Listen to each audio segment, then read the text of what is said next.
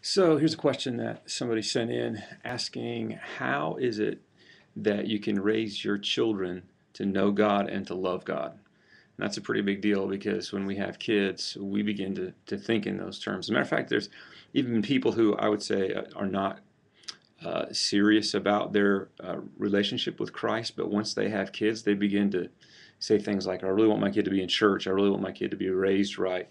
So how is it that you can raise, whether you're a follower of Christ seriously or whether you're just kind of maybe not yet, but how could you raise your children to know and love God? It's a great question. Here's some thoughts. Let me give you 6 ways I think that you can raise your kids to know and love God. Number one, and the primary thing, is for you to know and love God. Are you knowing God and loving God by your actions and by your life and not just by your mouth? Because most of the time, your kids will become what you model.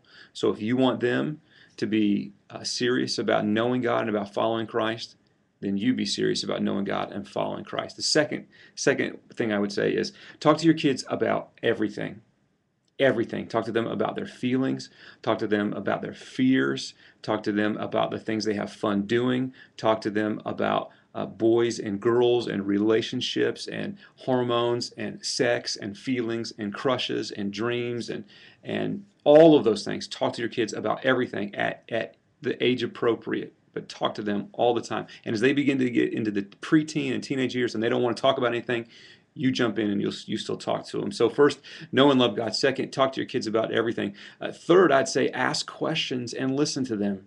Ask questions of them. What do you think? What was your experience? How was school today? Fine.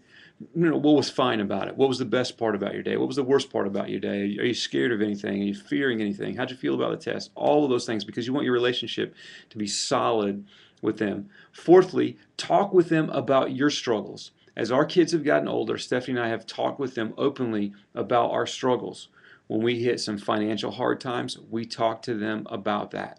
When we are working through things like giving, we talk to them about that as lessons with them on how to do things. And so we talk to them about some of the struggles that we have. And when we have a disagreement in our marriage and we're having a conversation, sometimes we'll talk with them about that.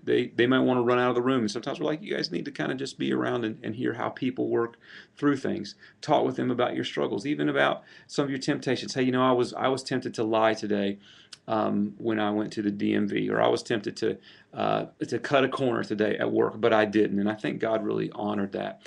Number 5, spend time together. Spend time, and I've heard people say, "Well, I want to spend quality time, not quantity time." And the fact is that quantity produces quality. So spend time with your family. We try to get around the dinner table together every night. Doesn't always happen, but we try to do that. It's the time where we're all together. Spend time with them. And then number 6, pray like crazy for your kids. Pray for them. Pray for their present. Pray for what's going on with them right now. Pray for their future. Pray for their future spouses. Pray that they would come to know who God is. That's been the prayers for my girls. So there you go. 6 quick things and just my ideas on how to raise your children to know and love God. It's a tough gig. It's a tough gig, guys.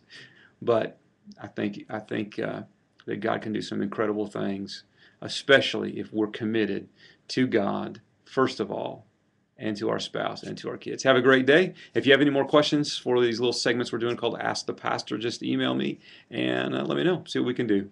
Thanks.